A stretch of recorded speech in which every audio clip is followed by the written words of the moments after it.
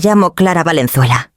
Y a mis 71 años he sentido que la edad a veces te vuelve invisible.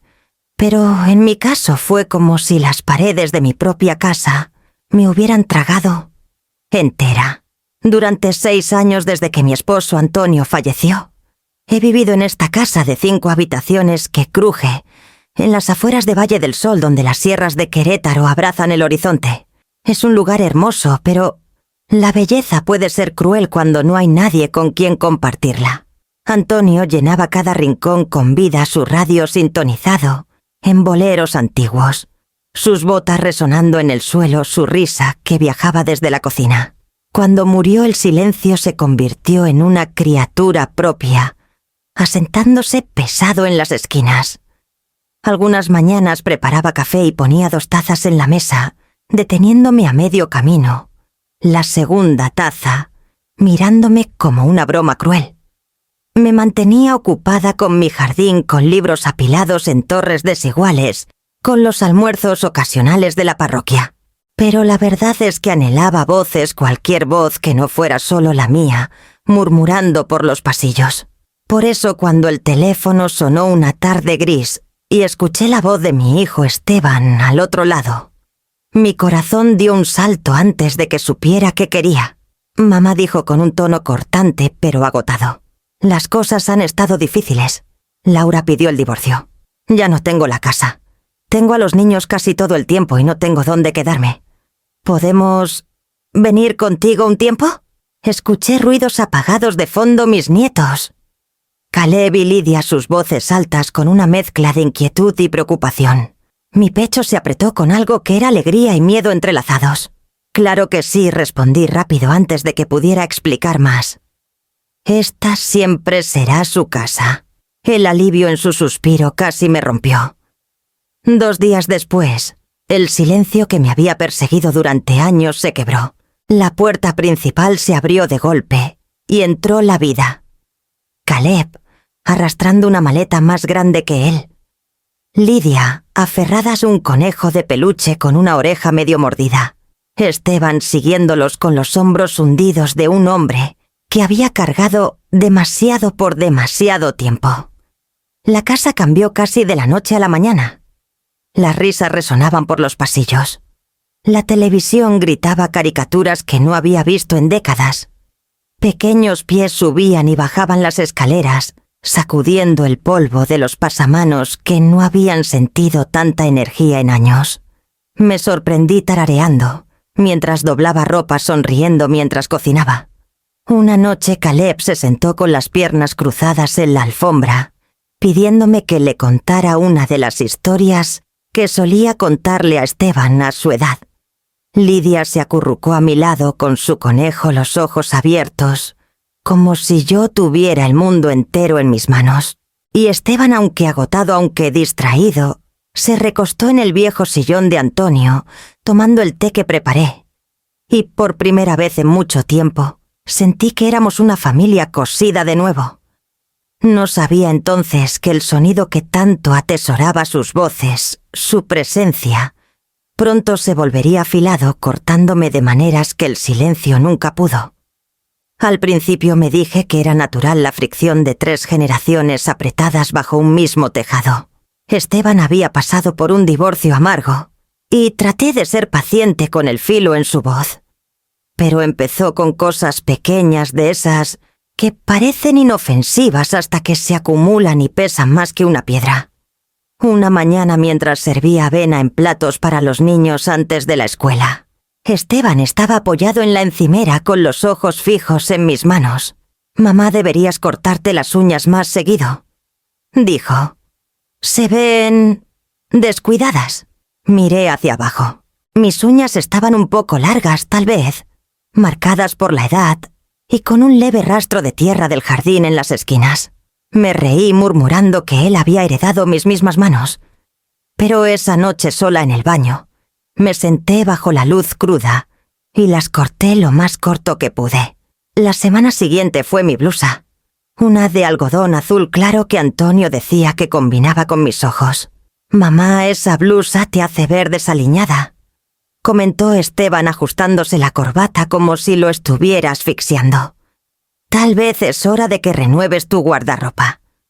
Había usado esa blusa por años suave, por las lavadas cómoda. Aún así la doblé con cuidado. La puse en una bolsa y al día siguiente entré a una de las tiendas de cadena en el centro. Bajo las luces fluorescentes rodeada de perchas con vestidos que parecían hechos para mujeres de la mitad de mi edad, elegí algo nuevo más definido. Una blusa de líneas nítidas con la etiqueta colgando más pesada que la tela. Luego, una tarde, mientras me agachaba a levantar la mochila de Lidia junto a la puerta, Esteban arrugó la nariz. «Mamá, a veces tienes un olor raro. Tal vez deberías bañarte más seguido».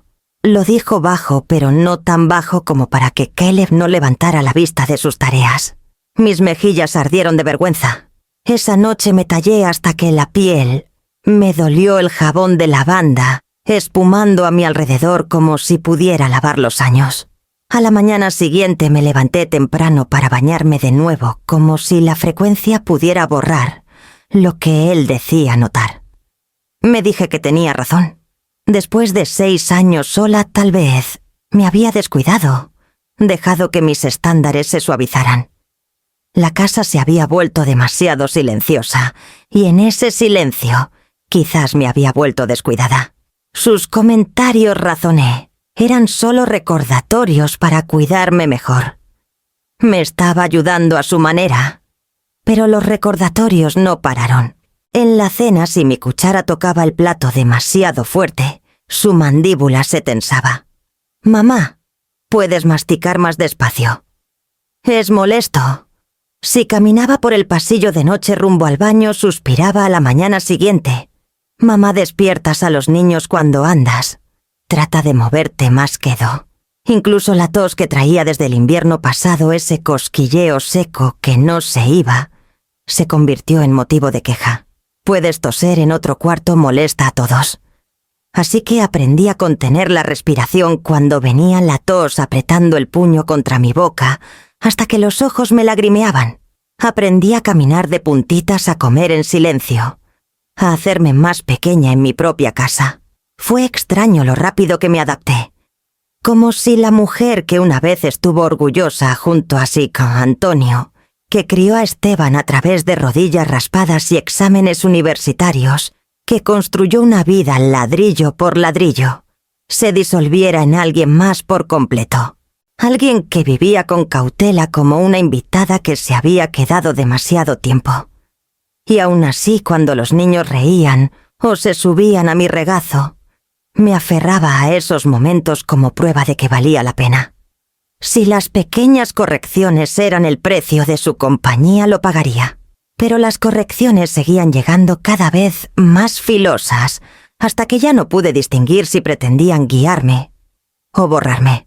Sucedió un martes por la noche, una de esas noches montañosas, cuando el aire parece contener el aliento, antes de fundirse en la oscuridad. Estaba en la cocina enjuagando los platos de la cena, cuando escuché la voz de Esteban desde el porche. Pensó que estaba solo. Caleb y Lidia ya se habían subido y yo me había deslizado en mi ritmo nocturno de limpiar.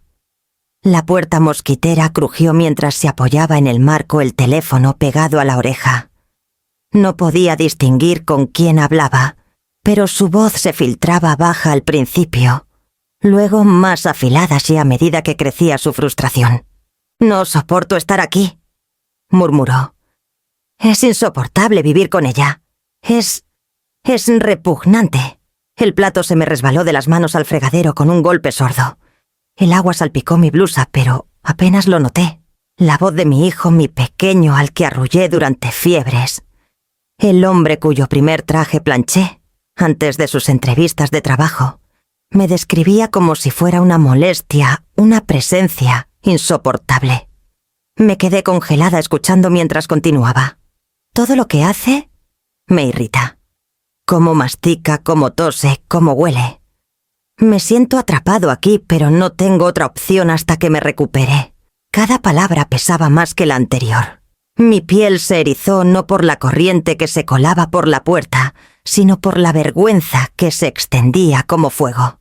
Por un instante quise salir al porche, exigirle que me miraras a los ojos y repitiera cada insulto, pero mis pies se negaron a moverse. En cambio, sequé mis manos lentamente como si retrasarlo pudiera suavizar lo que había oído. Esa noche, después de que los niños se fueron a la cama, lo encontré en la sala mirando su teléfono. Mi corazón latía fuerte mientras me sentaba en el sillón frente a él. Esteban, dije, quedó. Levantó la vista distraído. Antes te escuché hablando. En el porche. Sus ojos titubearon el reconocimiento, brillando demasiado rápido para ocultarlo. Mamá, mira lo que sea que creas que oíste. Oí que dijiste que era repugnante. Mi voz se quebró en la palabra, aunque traté de mantenerla firme. Si mi presencia te molesta tanto, tal vez deberías buscar otro lugar para vivir. Abrió la boca, luego la cerró. Por un momento pareció un niño atrapado robando galletas del frasco. Luego suspiró frotándose el puente de la nariz. Mamá no quería que escucharas eso. Solo estaba desahogándome. ¿Sabes? La gente dice cosas cuando está estresada. No significa nada. Pero sí significaba algo. Cada sílaba aún resonaba en mi pecho. ¿Es lo que realmente sientes? Pregunté. Dudó. Y en esa duda, la verdad quedó al descubierto. «Sabes que te quiero», dijo finalmente. «Solo que vivir juntos es difícil. Para todos». Asentí aunque mi garganta ardía. «No quiero ser una carga», susurré. «No lo eres», respondió rápido, demasiado rápido. «No hagas eso. Nos ajustaremos». Sonrió débilmente entonces, pero la sonrisa no llegó a sus ojos. La conversación terminó ahí colgando entre nosotros como una cuerda deshilachada. Esa noche me quedé despierta mirando el techo, escuchando el zumbido leve del refrigerador abajo. Durante años mi hogar había sido mi refugio, el único lugar donde podía caminar libremente, respirar hondo, ser completamente yo. Ahora me movía por sus cuartos como si estuviera invadiendo. El eco de sus palabras se aferró a mí más cercamente que cualquier olor a comida o polvo. Repugnante. No solitaria, no difícil, ni siquiera abrumadora, solo eso. Una palabra que me despojó de todo excepto del recordatorio de que ya no era bienvenida en la vida que había construido. La mañana en que ocurrió todo comenzó como cualquier otra. Me levanté temprano, preparé café y me quedé en la ventana de la cocina viendo cómo las sierras despertaban bajo una bruma primaveral. Los niños aún estaban arriba vistiéndose para la escuela, y Esteban acababa de entrar desde el camino tirando sus llaves en la encimera con ese cansancio pesado que se había vuelto su segunda naturaleza. Tenía huevos revueltos y pan tostado listos. La tetera silbó aguda, era insistente, y por alguna razón ese sonido me hizo estremecer. Esteban se dejó caer en una silla mirando su teléfono, la mandíbula tensa en una línea que me decía que ya había tenido suficiente del día antes de que comenzara. Mamá dijo de repente sin levantar la vista: «¿Ya tomaste té antes, verdad?» «Sí», respondí untando mantequilla en una rebanada de pan. Pero pensé que otra taza. ¿De verdad necesitas otra? Su tono era plano, agotado. Siempre estás aquí, siempre trajinando con algo. No sé, es demasiado. Puse el cuchillo de mantequilla en la mesa, obligándome a mantener la calma. Esteban, si te molesta, paro. No quiero estorbar. Frotó su frente con la palma de la mano. No es solo el té, es todo. Su voz ahora tenía un filo más cortante. Finalmente levantó los ojos hacia mí, y lo que vi allí hizo que mi estómago se apretara. No era molestia, no era cansancio, algo más duro. ¿Qué quieres decir? Mi pregunta fue casi un susurro. Empujó su silla 1 centímetro hacia atrás, como si necesitara más espacio. Mamá, la verdad es que todo en ti me repugna. Las palabras cayeron como un cuchillo. Debí haber parpadeado porque la cocina se volvió borrosa, los bordes de la mesa, el pan enfriándose en el plato, el vapor subiendo de la tetera. Abrí la boca pero no salió sonido. Siguió hablando como si se hubiera roto una presa. «¿Cómo masticas?» ¿Cómo toses? ¿Cómo te mueves por la casa? Es como... Los viejos son simplemente asquerosos. Sé que es horrible decirlo, pero así lo siento. Y no puedo evitarlo.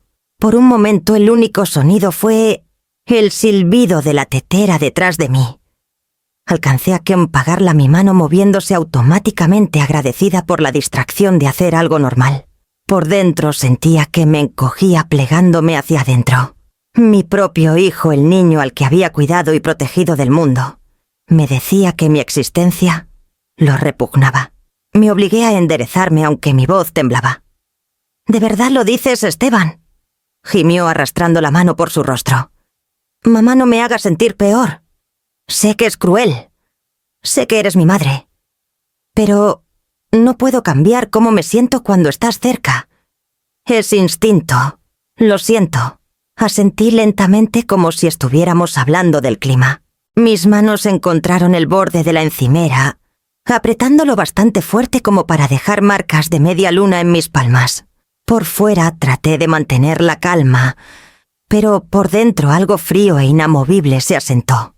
Los niños bajaron las escaleras justo entonces, Caleb preguntando si había empacado su almuerzo, Lidia jalando los cordones de sus zapatos. Esteban se levantó rápido pasando junto a ellos con un murmullo de «Vamos, se nos hace tarde». No me miró. Cuando la puerta se cerró tras ellos, me hundí en una silla frente a la mesa vacía. El pan se había endurecido. Mis manos aún temblaban. La casa que apenas semanas antes había estado llena de risas y calor, ahora se sentía más pequeña que nunca, encogida al tamaño de una sola frase que sabía que nunca me dejaría. En ese silencio me di cuenta de que algo había cambiado. Ya no podía doblarme más para encajar en el espacio que él me permitía. Si mi propio hijo me encontraba repugnante, entonces tendría que decidir qué quedaba de mí que valiera la pena conservar. Y esa decisión, lo sabía, cambiaría todo. La mañana después de las palabras de Esteban no pude comer. Me senté en la mesa de la cocina mirando el pan tostado, enfriándose en mi plato, escuchando de nuevo cómo lo había dicho plano, cansado, sin vergüenza. «Todo en ti me repugna». La frase se había tallado en mí más profunda que cualquier cuchillo. Caminé por la casa lentamente, mi mano rozando las paredes que Antonio y yo pintamos juntos, los estantes que llenamos de libros, las fotos que aún sonreían desde sus marcos. Esta casa había sido mi fortaleza. Pero ahora se sentía como una jaula donde caminaba de puntitas cuidando no respirar demasiado fuerte. Algo en mí cambió. Había pasado meses, incluso años, intentando adaptarme, cortando mis uñas, comprando ropa nueva, caminando quedo por mis propios pasillos. Pero la dignidad, me di cuenta, era más importante que la cercanía. Si mi hijo no podía verme sin desprecio, entonces, tal vez, no debería verle en absoluto. Esa tarde saqué un viejo cuaderno que Antonio usaba para llevar las cuentas de la casa. Sus páginas estaban llenas de columnas ordenadas, su letra, aún visible en algunos lugares. Comencé mi propio recuento. La casa en Valle del Sol, valuada en unos 7 millones de pesos, tal vez más, con los nuevos desarrollos que subían por los caminos de la sierra. 2 pequeños departamentos en renta en la zona este de la ciudad, cada uno generando ingresos constantes, y valuado en unos 2.500.000 pesos. Y en ahorros certificados de depósito, un fondo de retiro modesto y una cuenta de cheques que había crecido con años de cautela, tenía poco más de 4 millones de pesos. En total, sumé cerca de 16 millones de pesos. No una fortuna para los estándares de las revistas brillantes en el supermercado, pero para mí era la destilación de una vida. La pensión de Antonio, mi salario como bibliotecaria, décadas, diciendo no a viajes y lujos para decir sí, a la hipoteca, a la colegiatura, al futuro. Esteban asumía que algún día sería suyo. Lo había visto en cómo hablaba de planes eventuales, en la manera casual en que mencionaba la casa, cuando hablaba de lo que los niños podrían heredar. No tenía idea de que sus palabras ya lo habían despojado de ese futuro. 2 días después, Hice una cita con el señor Torres, mi abogado, desde hace casi 30 años.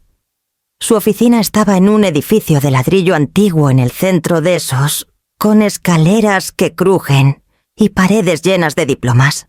Era un hombre cuidadoso, con el cabello gris cortado al ras, la voz siempre firme, nunca apresurada. Escuchó mientras le conté lo que había pasado, cómo Esteban me había hablado. Mantuve la voz pareja, aunque por momentos vaciló. Cuando terminé se recostó juntando los dedos. Señora Valenzuela, dijo, esto es un paso muy drástico. Las familias pelean, los hijos dicen cosas crueles, sobre todo bajo estrés. ¿Está segura de que quiere tomar decisiones irreversibles? Estoy segura, respondí. Mis manos descansaban tranquilas en mi regazo, pero por dentro temblaba. No actúo por despecho. Actúo para preservar lo que queda de mí. Prefiero vivir sola con dignidad que quedarme donde me tratan como si fuera basura. Asintió lentamente. Entonces procederemos con cuidado.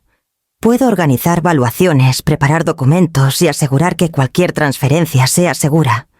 Pero le pido tómese unos días. No se apresure. Lo miré a los ojos. Ya he tomado demasiados días. Si espero, perderé el valor. Suspiró, pero no discutió más. Muy bien. Prepararé los documentos.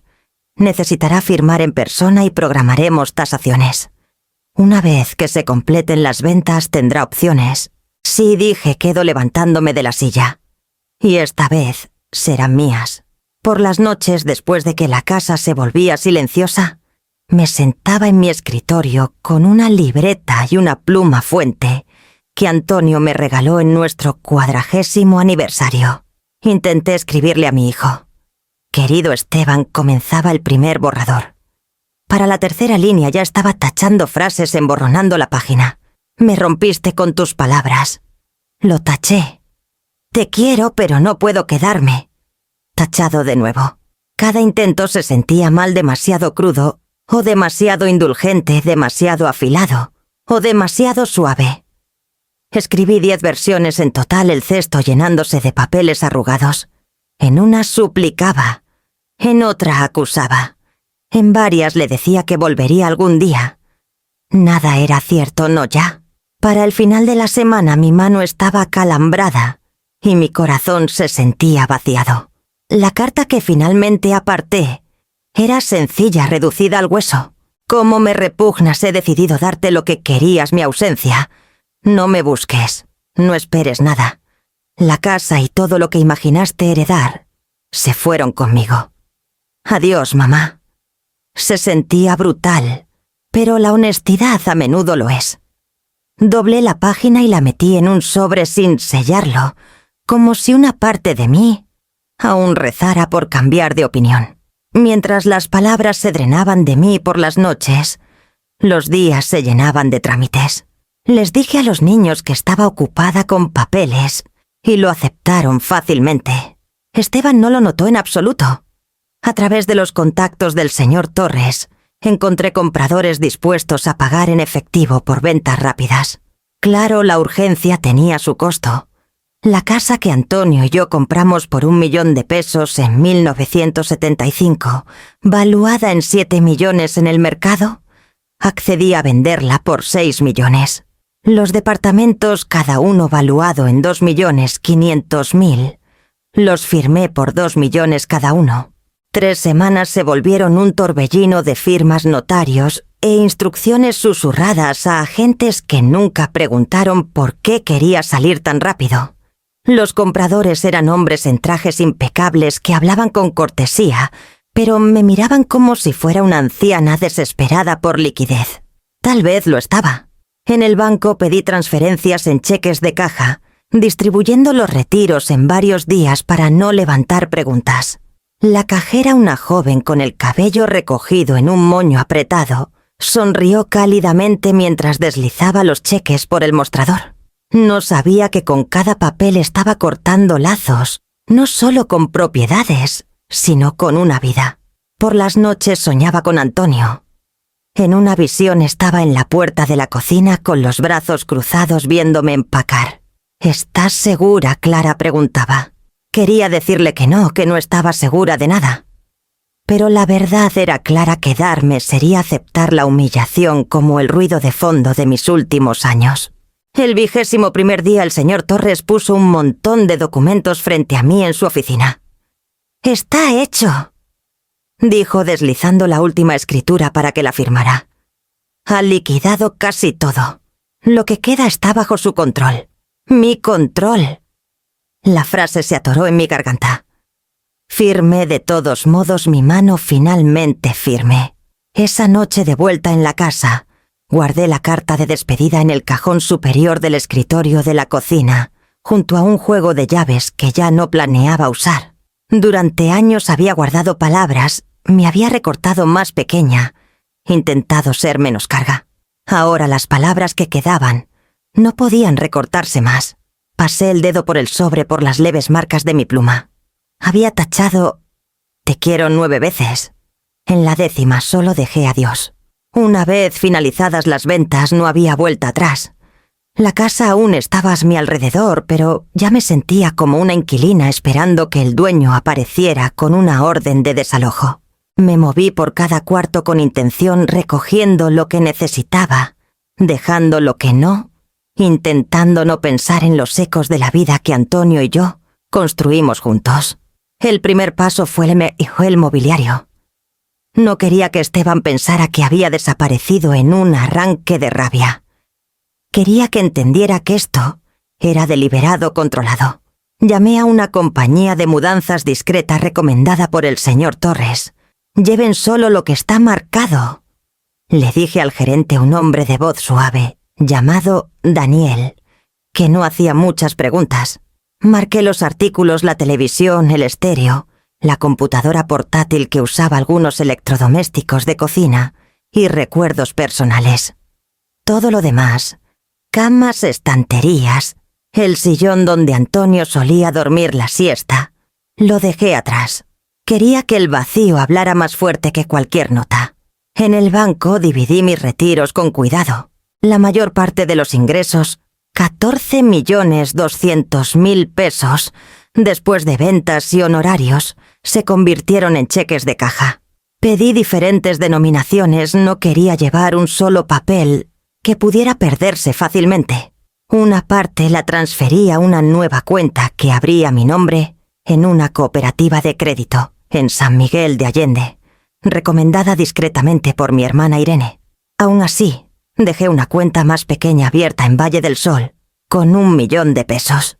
Mi bote salvavidas lo llamé en silencio un ancla, por si San Miguel se derrumbaba a mi alrededor, o si Dios no lo permita necesitara regresar, bajo circunstancias que aún no podía imaginar.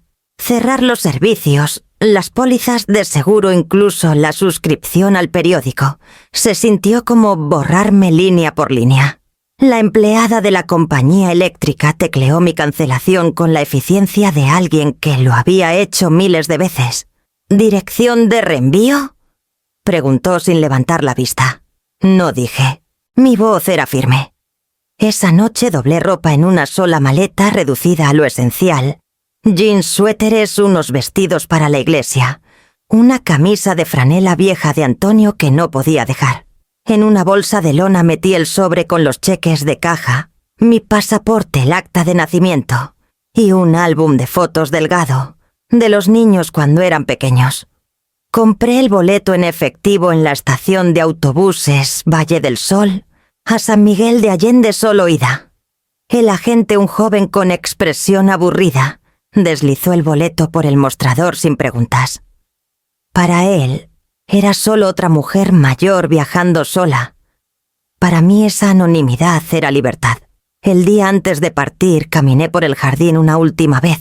Las rosas que Antonio había plantado aún se aferraban a sus flores primaverales, el rocío atrapado en sus pétalos. Me agaché para cortar una, la puse en un vaso en la encimera de la cocina. Quería que Esteban la viera cuando regresara esa noche, un recordatorio final de que había amado este lugar, lo había amado a él, había amado a la familia que alguna vez fuimos. La carta descansaba sellada junto a ella, las palabras marcadas en la página como cicatrices. La mañana que partí, Esperé hasta que los niños se fueron a la escuela y Esteban salió a una entrevista de trabajo. La casa estaba silenciosa otra vez, pero no era el mismo silencio de hace 6 años. Este silencio llevaba intención. Daniel y sus mudanzas llegaron a las 9 en punto, eficientes y callados cargando los artículos marcados en el camión. Para las 10 se habían ido. Para las 11, un taxi esperaba en la banqueta, el conductor tamborileando el volante con impaciencia. Bajé mi maleta y bolsa por las escaleras sin mirar atrás. Dentro de la bolsa los cheques de caja se movieron ligeramente, su peso nada comparado con la decisión que representaban. A mediodía el autobús arrancó su motor, rugiendo bajo, mientras las sierras se desvanecían en las ventanas detrás de mí. Presioné mi palma contra el vidrio. No en despedida, sino en reconocimiento. Había dado todo lo que podía aquí. Delante, había kilómetros de carretera y una ciudad donde nadie sabía mi nombre, donde podía empezar de nuevo. Si esto era huir o caminar hacia algo nuevo. No estaba segura. Solo sabía que por primera vez en años, el aire en mis pulmones se sentía mío. El viaje en autobús a San Miguel de Allende tomó más de un día cada hora, alejándome más de la vida que había abandonado. Los paisajes se desplegaban como una película lenta, bosques que se diluían en llanuras que volvían a elevarse en crestas secas. Cuando el autobús llegó a la terminal, el aire había cambiado. Era más ligero, más seco, tocado con polvo del desierto y aroma a leña. Bajé con mi maleta y por primera vez en meses, mis hombros se sintieron más livianos. Había arreglado de antemano a través de la cooperativa de crédito y un agente de rentas local ver una casita a unas calles de la plaza principal. La dueña, una viuda llamada Carmen Torres, me recibió en la puerta. Estaba en sus 60 y tantos de pasos rápidos, con una voz que cargaba calidez, sin pedir nada a cambio. «Es sencilla, pero está limpia», dijo mostrándome las habitaciones. Una cocina no más grande que mi antigua despensa, un cuarto con una sola ventana hacia un patio, donde florecían geranios en macetas, y una sala con paredes de adobe desiguales. La renta era razonable, pagada en efectivo cada mes. «No necesito más que esto», le dije, y lo decía en serio. Esa noche desempaqué mis pocas pertenencias, colocando la camisa de franela de Antonio sobre el respaldo de una silla, guardando el álbum de fotos en el buró. El sobre con los cheques de caja lo guardé en una caja fuerte pequeña que compré camino de la estación. La casa en Valle del Sol había sido demasiado grande, su silencio demasiado ruidoso. Aquí lo pequeño se sentía como refugio. Los primeros días se llenaron de trámites: abrir la cuenta bancaria, comprar víveres en el mercado, aprender las rutas del camión. Cociné comida simple, sopa de lentejas, huevos revueltos con chile verde, y comí en una mesa que miraba al patio de Carmen. Ella a menudo estaba fuera también regando sus plantas, a veces saludando con un amistoso «buenas tardes» sin insistir en más. Una tarde caminé hasta la plaza donde los vendedores extendían joyas de turquesa en mantas y los turistas paseaban con cámaras. Me sentí anónima de la mejor manera, solo otra mujer mayor entre extraños. Ese anonimato me reconfortaba. A la semana conocía en algunos de los otros inquilinos del edificio de Carmen, 2 maestras jubiladas de Jalisco y un viudo llamado Haroldo, que caminaba lento pero siempre tenía tiempo para sentarse en el patio y hablar del clima. Me invitaron a un almuerzo dominical en una fonda cercana. Fui nerviosa al principio, pero terminé riendo con el humor seco de Haroldo, escuchando, mientras los demás compartían historias de las vidas que dejaron atrás. Nadie hizo demasiadas preguntas sobre la mía. Por las noches el silencio de la casita era diferente al de Valle del Sol. No era el silencio de la tensión esperando pasos en el pasillo, o un suspiro de molestia. Era el silencio de un espacio para respirar. Una noche puse la tetera en la estufa. Mientras el agua calentaba, el silbido comenzó a subir. Durante meses en Valle del Sol, ese sonido me llenaba de temor, ligado a la mañana en que Esteban me miró con asco. Pero aquí, en esta cocina pequeña con sus azulejos desiguales y el leve olor a chile, El silbido me sobresaltó de una manera distinta. Mi pecho se apretó por un momento. Luego se relajó. Lo dejé sonar firme y alto y en lugar de miedo sentí algo como liberación. Vertí el agua caliente sobre las hojas de té. Inhalé el vapor y me senté en la mesa pequeña sola. La taza estaba tibia en mis manos. Pensé en Antonio, en la casa que dejé en los nietos, cuya risa aún llevaba en la memoria. El dolor estaba ahí, pero no era todo lo que quedaba. Por primera vez en años el silencio se sentó a mi lado, no como enemigo, sino como compañero. Tomé despacio, dejando que el silencio se expandiera, y me di cuenta de que había comenzado a respirar con mi propio ritmo. Otra vez. Esteban llegó tarde esa tarde, los niños entrando tras él, parloteando sobre su día. Apenas notó las habitaciones medio vacías hasta que Caleb gritó: «¡Papá, ¿dónde está la tele?». Entonces miró alrededor la sala sin el estéreo, el escritorio de la computadora vacío, los electrodomésticos faltando en la cocina. En la encimera un solo sobre lo esperaba. Su nombre escrito con mi letra. Lo abrió sus ojos recorriendo el breve mensaje que había escrito y reescrito tantas veces. «Como me repugnas, he decidido darte lo que querías, mi ausencia. No me busques, no esperes nada. La casa y todo lo que imaginaste heredar se fueron conmigo.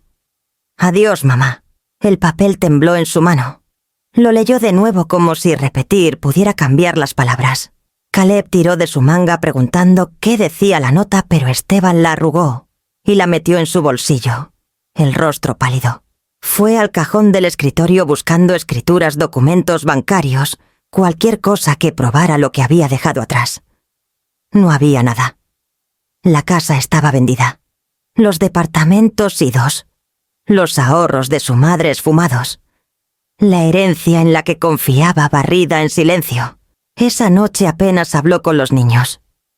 Comieron sándwiches en la mesa de la cocina, la ausencia de mi comida pesando en el aire. Lidia miró la silla vacía y preguntó: «¿Dónde está la abuela? ¿Se fue de viaje? ¿Esteban?». Murmuró algo sobre que necesitaba un tiempo fuera, pero su voz se quebró. Caleb insistió: «¿Cuándo va a volver?». «No va a volver». Espetó Esteban más duro de lo que quería, y los ojos del niño se llenaron de lágrimas. Dejó la mesa cerrando la puerta de su cuarto de un golpe. Los días que siguieron se volvieron frágiles. Lidia deambulaba por la casa cargando su conejo de peluche, susurrándole como si le contara secretos que antes guardaba para mí. Caleb se volvió callado, los hombros encorvados como si hubiera envejecido años de la noche a la mañana. Cada mañana antes de la escuela preguntaba lo mismo: «Papá, ¿ya llamó la abuela?». La amargura de Esteban se profundizó. Fue al banco, a la oficina de mi abogado, a cualquiera que pensó que podría tener respuestas. Cada vez salía más enojado, más vacío, sin dinero, sin comodidad. Todo lo que le quedaba era el eco de las últimas palabras que me dijo y las habitaciones vacías que eran testigos. Por las noches se sentaba solo en el viejo sillón de Antonio mirando la pared. La risa de los niños ya no llenaba los pasillos. En cambio, sus voces cargaban una tristeza inquieta. Y en ese silencio, Esteban comenzó a entender que había perdido mucho más que una herencia. Había perdido a la única persona que siempre estuvo ahí, sin importar qué. La carta seguía en su bolsillo arrugada y gastadas sus palabras, quemando cada vez que la tocaba. Para la segunda semana después de mi desaparición, Esteban ya no fingía que solo me había ido por un tiempo. El pánico en su voz cuando llamó a mi hermana Irene era menos por preocupación que por los bienes. «No puedes simplemente vender todo así», le dijo. Alguien debió haberla manipulado. La aprovecharon. Pronto se presentaron documentos en el juzgado local. Alegó que había actuado bajo presión, que no estaba mentalmente apta para manejar mis asuntos, que mis decisiones repentinas probaban confusión. Solicitó la tutela insistiendo en que el tribunal interviniera antes de que se causara un daño irreversible. Irene me llamó a San Miguel, su voz baja y tensa. «Está intentando pintarte como incapaz, Clara». pero Torres preparó todo correctamente. Estarás bien. El señor Torres lo confirmó cuando hablé con él. Señora Valenzuela, cada venta, cada transferencia fue documentada. Fue evaluada y aprobada antes de firmar. Nadie puede argumentar que le faltó capacidad. El caso de su hijo es débil. No está tratando de protegerla, está tratando de proteger lo que pensó que sería suyo. En Valle del Sol las audiencias se desarrollaron. Esteban se sentó frente al juez presentándome como una anciana frágil que no podía entender la magnitud de sus decisiones. Su abogado argumentó que había sido manipulada, que mi partida repentina mostraba inestabilidad. Pero luego Torres presentó los contratos firmados, la evaluación psicológica, que confirmaba mi claridad mental, el rastro de pasos deliberados que llevaron a mi decisión. El fallo del juez fue rápido. No hay evidencia de incapacidad o coerción. Las transacciones se mantienen. La solicitud de tutela es denegada. Esteban salió del tribunal pálido, los labios apretados. Había esperado recuperar la fortuna ya perdida. En cambio, solo se había expuesto. Incluso las preguntas de su abogado revelaron más de lo que quería su fijación en mis propiedades, sus referencias repetidas a la herencia en la que confiaba. Los vecinos comenzaron a susurrar. Los maestros de los niños notaron su enojo distraído, cómo Lidia dibujaba imágenes de una abuela ausente en la mesa, cómo Caleb mantenía la cabeza baja murmurando que los adultos solo se preocupaban por el dinero. En su departamento despojado de la comodidad que asumía sería suya algún día, la amargura de Esteban se endureció. Cada intento que hizo a través de los tribunales terminó igual fracaso. No había camino legal para recuperar lo que ya había perdido. Y aún así no tomó el teléfono para llamarme. No escribió, no se disculpó. Solo maldijo el silencio que dejé atrás, viendo no a la madre que se fue, sino a la herencia que se le escapó de las manos. Para él la batalla nunca fue por la familia. Siempre fue por lo que la familia podía darle. Y ahora esa verdad expuesta ante la ley lo dejó más derrotado que nunca. La llamada llegó tarde, justo cuando el crepúsculo del desierto se fundía en la noche. Había terminado de lavar el único plato y taza de mi cena cuando sonó el teléfono. Por un momento pensé en dejarlo ir al buzón de voz, pero algo en mi pecho me urgió a contestar. Clara. La voz de Irene estaba tensa, baja, con ese temblor que nunca usaba, a menos que fuera serio. «Aquí estoy», dije secándome las manos con una servilleta. «Es Esteban». Hizo una pausa lo bastante larga para que escuchara el tintineo de sus pulseras mientras cambiaba el teléfono de mano. «Se está desmoronando. Perdió su trabajo la semana pasada. Está bebiendo más de lo que debería, no está cuidando a los niños. Y los niños son los que están pagando el precio». Mi estómago dio un vuelco. «¿Qué les está pasando?» Su voz se quebró. «Caleb casi no habla. Sus maestros dicen que ya no levanta la mano, se sienta al fondo como si quisiera desaparecer. Anoche me dijo que no ve sentido en esforzarse en la escuela. Dijo, la abuela se fue entonces, ¿qué importa nada?». La servilleta se deslizó de mis manos al mostrador. «Dios mío». Y Lidia continuó, «Irene apenas habla. Se esconde detrás de ese conejo de peluche suyo». Cuando intenté abrazarla, se alejó y dijo, «La abuela tampoco me quiso». Presioné el teléfono más fuerte contra mi oreja, como si eso pudiera bloquear las palabras. Las imágenes de las preguntas ansiosas de Caleb, la pequeña mano de Lidia en la mía, regresaron tan vívidas que tuve que sentarme. «Piensan que los dejé», susurré. «¿Qué más van a pensar? Esteban no les ha dicho la verdad. Ni siquiera puede decir tu nombre sin escupirlo. Son niños, Clara. No pueden separar tu ausencia del rechazo». Cerré los ojos sintiendo el eco del silbido de la tetera en la memoria, el momento en que elegí la ausencia sobre la humillación. Me había dicho que estaba reclamando mi dignidad, que el silencio era mi protección. Pero ahora parecía que el silencio estaba castigando a los que me amaban sin condiciones. Irene bajó la voz. Sé que te fuiste para salvarte. No te culpo, pero Caleb y Lidia están sufriendo. Debes saberlo. Quise decir que no era mi culpa, que la crueldad de Esteban me había echado, que hice lo que tenía que hacer. Las palabras se formaron pero se marchitaron antes de llegar a mis labios. En cambio me quedé escuchando el zumbido leve en la línea, el peso de mi elección más pesado que nunca. Irene, dije finalmente con voz temblorosa. ¿Crees que hice mal? Suspiró larga y triste.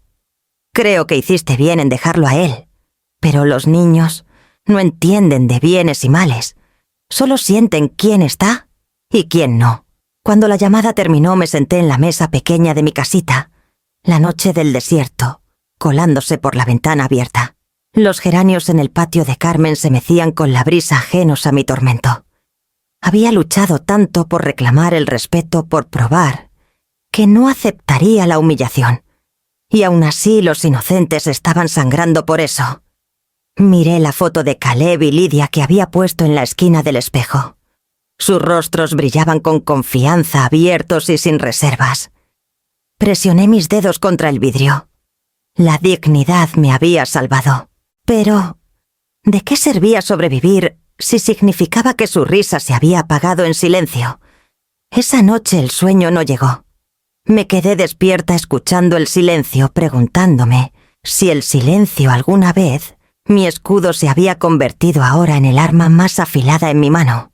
La llamada que me trajo de regreso llegó justo después del amanecer. La voz de Irene rompiendo a través de la estática. Clara es Caleb. Está en el hospital. Dicen que es depresión. Dejó de comer, de dormir. Encontraron una nota. Decía que pensaba que te fuiste porque era un mal nieto. Las palabras me vaciaron. Me quedé allí con el teléfono pegado a la mejilla, mi maleta ya en la esquina, como si hubiera sabido que este momento llegaría. A mediodía estaba en un avión rumbo a Valle del Sol, el sol del desierto desvaneciéndose detrás de mí, las sierras alzándose de nuevo adelante. El hospital olía a sachet antiséptico y esperanza cansada. Irene me recibió en el vestíbulo, los ojos hinchados. ¿Ha estado preguntando por ti sin parar? Dicen que verte podría ser lo único que lo levante. Me llevó por un pasillo, su mano sosteniéndome cuando mis rodillas casi se doblaron. Cuando entré al cuarto, Caleb era más pequeño de lo que recordaba, tragado por sábanas blancas, sus brazos demasiado delgados. Giró la cabeza y cuando me vio, sus ojos se abrieron con incredulidad antes de derramarse. Abuela, susurró la voz cruda. Trató de sentarse, pero corrí a su lado abrazándolo contra mí. Se aferró a mí como si fuera la última cuerda en un precipicio. Pensé que te fuiste porque era malo. Pensé que ya no me querías. Acaricié su cabello besando la coronilla de su cabeza. Mi garganta ardía, pero forcé las palabras firmes, seguras. No, mi amor. No. No me fui por ti.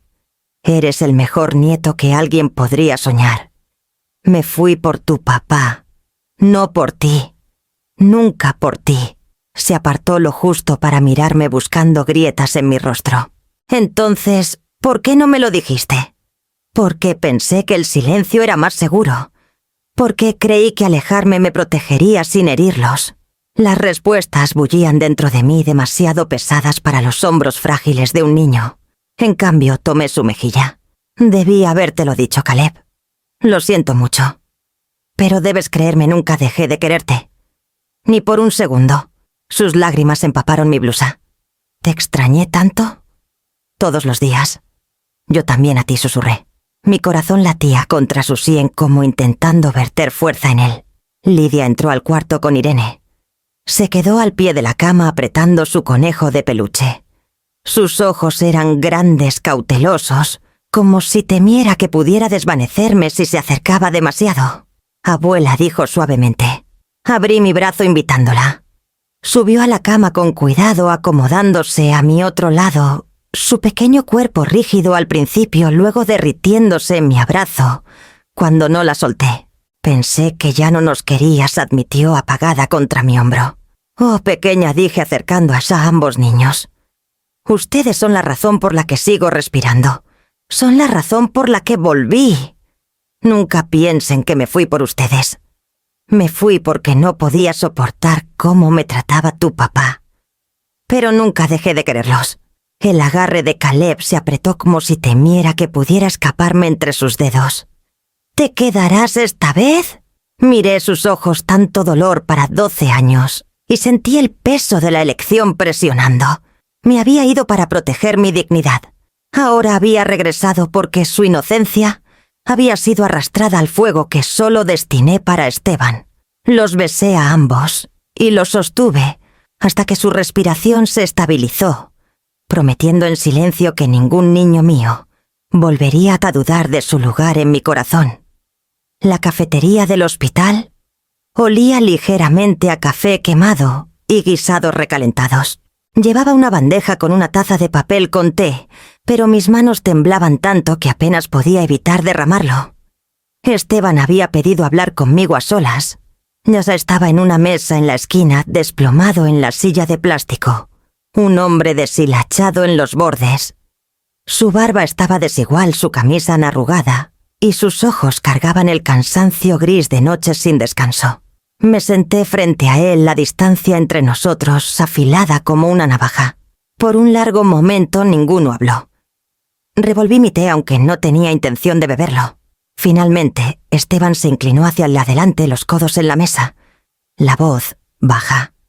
«Mamá, he sido horrible contigo. Cruel incluso. Necesito decirlo en voz alta. No dije nada». El silencio lo presionó a seguir hablando. «Cuando te dije esas cosas», continuó, sus manos apretándose en puños, no fue porque realmente creyera que era repugnante. Fue porque me estaba ahogando. Después del divorcio, después de que las deudas se acumularon, me sentía inútil. Y cada vez que te veía tranquila y firme en esa casa, me recordaba todo lo que había arruinado. Así que descargué en ti, en la única persona que no podía devolver el golpe. Mi pecho se apretó.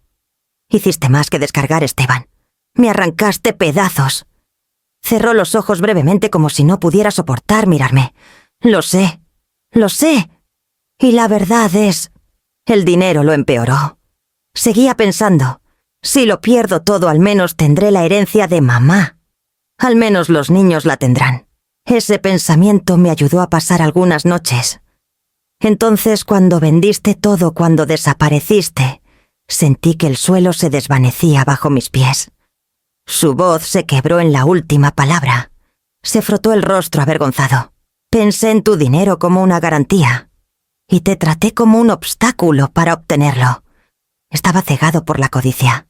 Ahora lo veo. Dejé que el silencio se asentara, dejando que sus palabras se posaran. Lo observé al niño al que alguna vez arropé tras pesadillas, ahora un hombre confesando que su miedo lo había convertido en monstruo. Esteban, dije al fin, mi voz firme. No solo perdiste dinero cuando me fui, me perdiste a mí. Perdiste la confianza que nos unía. Lo sé, susurró. Y no puedo arreglar eso de la noche a la mañana. Pero Caleb y Lidia te necesitan. Necesitan que lo intentemos. No quiero que crezcan con este vacío. Junté mis manos en la mesa. Si me quedo, será bajo mis términos. No seré humillada en mi propio hogar. No seré tratada como una carga. Respeto, Esteban. Ese es el precio de mi presencia.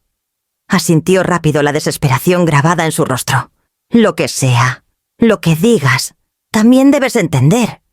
Añadí mi voz lo bastante afilada para cortar su entusiasmo, que no traje todo el dinero de vuelta. La mayor parte está fuera de tu alcance, en cuentas que nunca verás. Si lo que buscas es riqueza, siempre estarás decepcionado. Se estremeció, pero luego dio una pequeña sonrisa rota. No pido dinero ahora. Pido otra oportunidad para ser tu hijo. Busqué en su rostro señales de manipulación, de remordimiento ensayado. Todo lo que vi fue agotamiento y arrepentimiento. Pero el arrepentimiento no era lo mismo que el cambio. Ya veremos. Dije quedo. Las palabras son fáciles. Las acciones me dirán si lo dices en serio. Por primera vez no discutió. Solo se recostó mirando la mesa como si entendiera lo frágil que era realmente esta segunda oportunidad. La mañana después de nuestra conversación en la cafetería, Esteban vino a mí con los ojos aún hinchados por la falta de sueño. Caleb estaba lo bastante estable como para que los médicos lo dejaran descansar sin intervención constante. Y Lidia estaba con Irene coloreando calladamente en la sala de espera. Le pedí a Esteban que caminara conmigo afuera, lejos de las paredes blancas y el aire antiséptico. Encontramos una banca cerca del jardín del hospital. ¿Sabes? El sol estaba pálido el suelo, aún húmedo por la lluvia de la noche anterior. Junté mis manos en el regazo estabilizándome. Si vamos a intentar de nuevo, comencé habrá términos claros. De lo contrario, caeremos en los mismos patrones y no sobreviviré a eso una segunda vez. Asintió rápido. Aceptaré cualquier cosa. No te apresures, dije cortante. Escucha primero. Respiré hondo. La primera condición es el dinero. Mantendremos nuestras finanzas completamente separadas. Pagaré lo mío, renta, comida, servicios. No quiero sentirme como invitada en mi propia vida ni como una cartera en la tuya. Abrió la boca como para protestar, pero levanté la mano. Sin discusiones, lo exijo. Bajó la mirada. De acuerdo. Finanzas separadas. Entendido. La segunda condición, continué mi voz tensándose, es tolerancia cero para la humillación. Ni una sola palabra que me rebaje. Si tan solo insinúas que me repugnas otra vez, Esteban, me iré. Y esta vez será para siempre. Sin explicaciones. Sin despedidas. Tragó con fuerza, las manos entrelazadas entre las rodillas. No lo haré de nuevo. Lo juro. Jura lo que quieras. Dije más suave ahora. Pero las palabras no te salvarán. Las acciones sí. Asintió, los hombros pesados con el peso de lo que había perdido y lo que aún podría perder. La tercera condición, dije mirándolo directo, es donde viviremos. No será mi vieja casa ni tu departamento. Encontraremos un terreno neutral, un lugar donde ambos empecemos de cero. Un lugar que no cargue con los fantasmas de lo que se ha dicho. Por un momento Esteban se quedó callado. Luego susurró. Eso suena justo. Dejé que el silencio se alargara antes de añadir la última pieza, una que no había compartido en la cafetería. Y debes saber algo más. Mantuve una cuenta en San Miguel intacta. La mayor parte del dinero sigue ahí. Esa es mi seguridad, mi bote salvavidas. Si las cosas vuelven a torcerse, no dudaré en usarlo y alejarme. No tendrás ninguna posibilidad de encontrarme la próxima vez. Sus ojos titilaron culpa, vergüenza, tal vez un destello de alivio de que le estuviera dando alguna oportunidad. Entiendo, dijo la voz baja. Me recosté sintiendo el peso de las condiciones asentarse en el aire entre nosotros. No eran un regalo de perdón. Eran el marco de la supervivencia, un contrato grabado en la frágil esperanza de que tal vez la dignidad y la familia pudieran coexistir. Esteban miró al suelo asintiendo lentamente, como si supiera que el resto de nuestras vidas dependía, no de disculpas, sino de si podía vivir dentro de las líneas que había trazado. Encontramos el departamento en una calle tranquila cerca del río. No era grandioso, 2 recámaras, una cocina angosta y una sala que olía ligeramente a pintura fresca, pero era nuestro en el sentido de que ninguno tenía historia dentro de sus paredes. El contrato llevaba ambos nombres. Pagué mi parte directamente al arrendador y por primera vez en años sentí que no vivía bajo el favor de nadie. Los niños eran los más cautelosos de todos. Lidia me seguía mientras desempacaba, apretando su conejo de peluche, como si pudiera traducir sus miedos. Caleb se mantenía atrás fingiendo ayudar a Esteban a cargar cajas, pero mirándome de reojo como si temiera que pudiera desvanecerme de nuevo en cuanto se dieran la vuelta. Intenté mantener las cosas estables, cocinando comidas simples, llevándolos a paseos cortos al parque cerca de la biblioteca, dejándolos hablar de la escuela sin presionar por más. Sabía que la confianza no podía apresurarse. Una noche, una semana después de mudarnos, Esteban y yo estábamos juntos en la cocina. Él ayudaba a cortar verduras mientras yo revolvía una olla de sopa. Lidia estaba en la mesa coloreando Caleb, hojeando una historieta. Era casi pacífico, casi normal. Entonces alcancé la sal demasiado lento. Ese día me dolían las articulaciones y mi mano dudó en el aire. Esteban soltó un suspiro corto, el sonido de viejos hábitos amenazando con resurgir. «Mamá, eres tan len». Se detuvo a media palabra, los labios apretados. Los niños se congelaron, sus ojos saltando hacia él.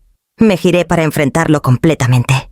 Su expresión estaba desencajada, la mandíbula trabajando, como si luchara contra la memoria muscular de años. Puso el cuchillo en la mesa.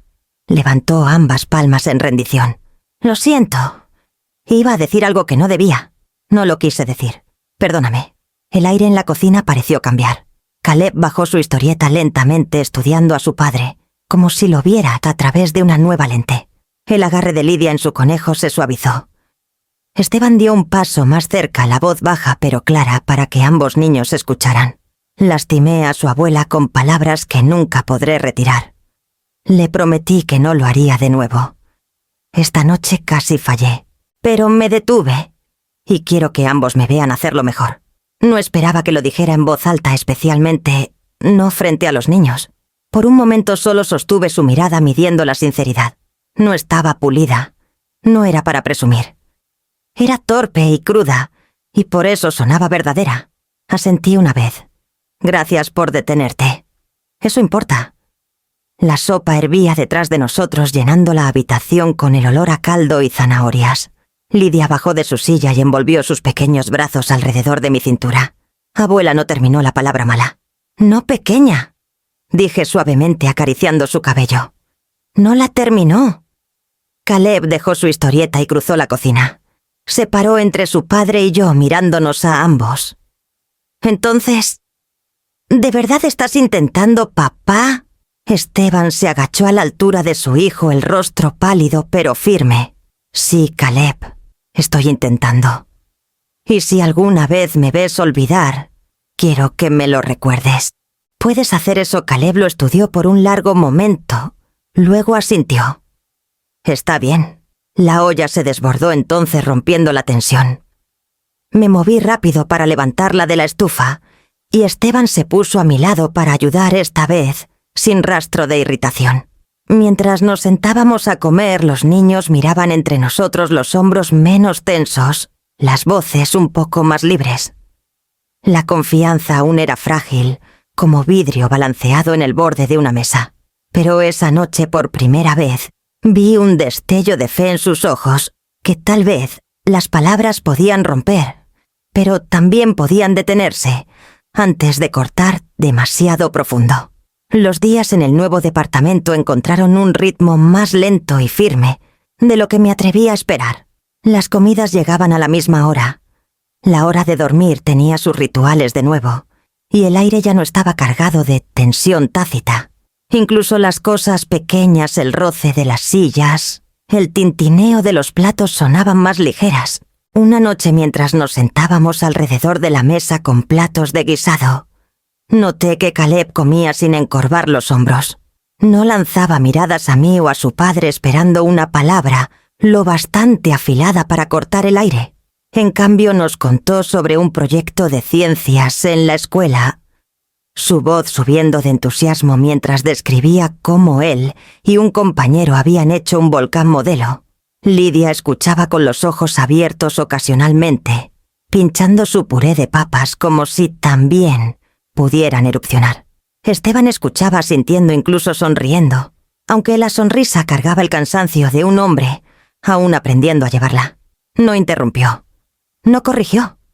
Y vi que Caleb lo notó. La mirada del niño titiló hacia mí, luego de vuelta así a su padre, como verificando si las reglas realmente habían cambiado. Más tarde esa semana, Lidia desapareció en su cuarto con papel y crayones. Cuando regresó, traía un cartel casi tan alto como ella. Lo alisó en la mesa con gran ceremonia. En la parte superior, con letras cuadradas cuidadosas, había escrito «Reglas de la familia».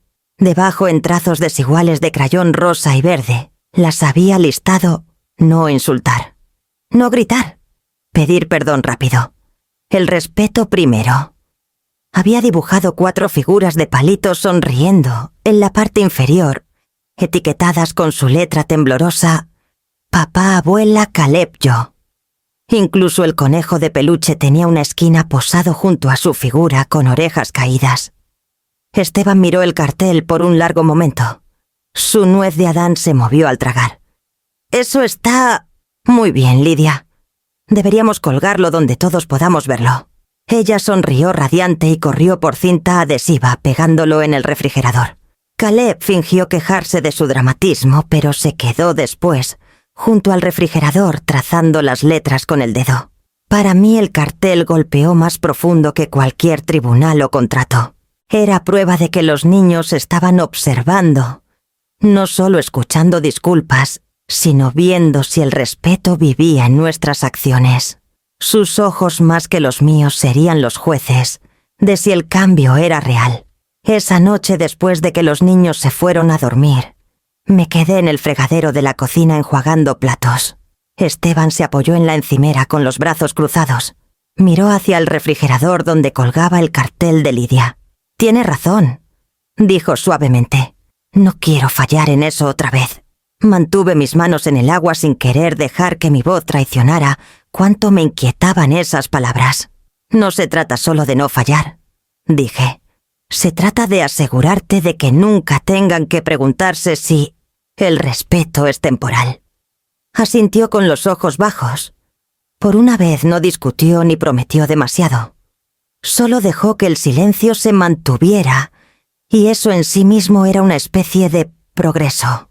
En mi cuarto más tarde, me senté en la cama con el pequeño álbum de fotos que había llevado de Valle del Sol a San Miguel. Y de vuelta. Fotos de cumpleaños, paseos al Parque Antonio cargando a Caleb de bebé. Toqué las páginas gastadas y pensé en el hilo frágil que estábamos caminando. Un paso en falso podía romperlo, pero si se sostenía con cuidado, tal vez podía fortalecerse de nuevo. Sanar, me di cuenta, no era un milagro. Era la práctica callada de elegir el respeto una y otra vez, hasta que la elección se volvía hábito. Los niños ya lo habían entendido mucho antes que su padre. Y tal vez eran sus pequeños y firmes juicios, los ojos vigilantes de la inocencia, los que decidirían si esta familia podía realmente sostenerse. Las estaciones cambiaron de nuevo, suavizando los bordes filosos del invierno en el lento verdor de la primavera. Para entonces el nuevo departamento ya no olía a pintura y cartón. Olía a cenas cocinadas juntos, ropa secándose en tendederos y crayones esparcidos por la alfombra de la sala. La estabilidad se había asentado, no perfecta, no inquebrantable, pero presente. Los niños fueron los primeros en florecer. Los maestros de Caleb reportaron que su silencio había comenzado a levantarse, que volvía a levantar la mano, respondiendo preguntas con un destello de confianza.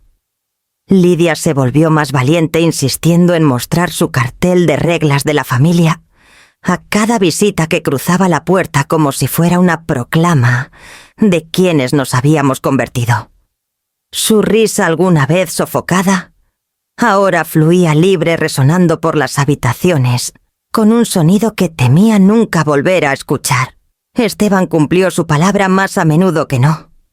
La vieja aspereza permanecía en él, como un instinto lista para surgir, pero lo vi detenerse, respirar, redirigir.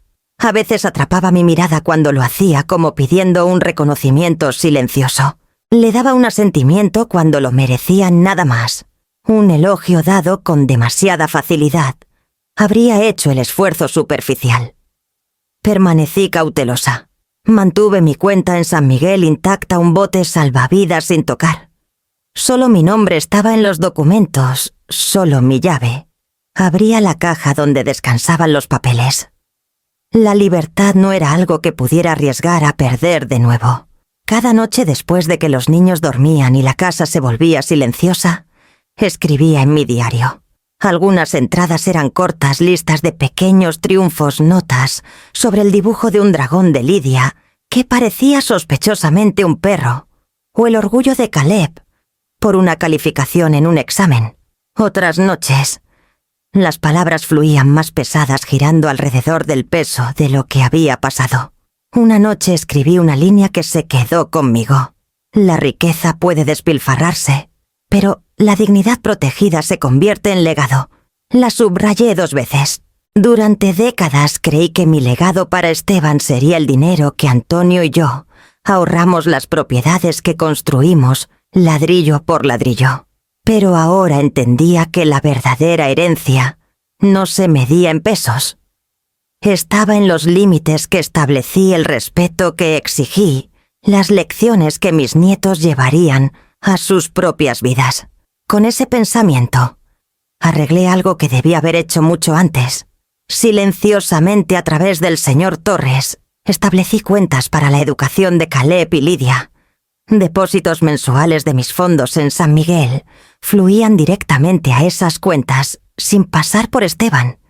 Él nunca podría tocarlas, nunca podría confundir mi amor por los niños con una extensión de su derecho. Mi legado para ellos sería la independencia, no el control. Los meses pasaron en este ritmo, hasta un sábado brillante, cuando todos manejamos hacia el mirador de la sierra. Los niños salieron del coche corriendo hacia el mirador, sus voces resonando contra las crestas de las montañas.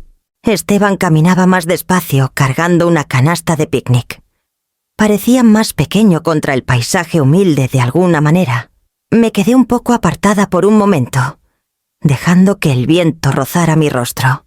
El horizonte se extendía amplio, capa tras capa de montañas desvaneciéndose en la bruma.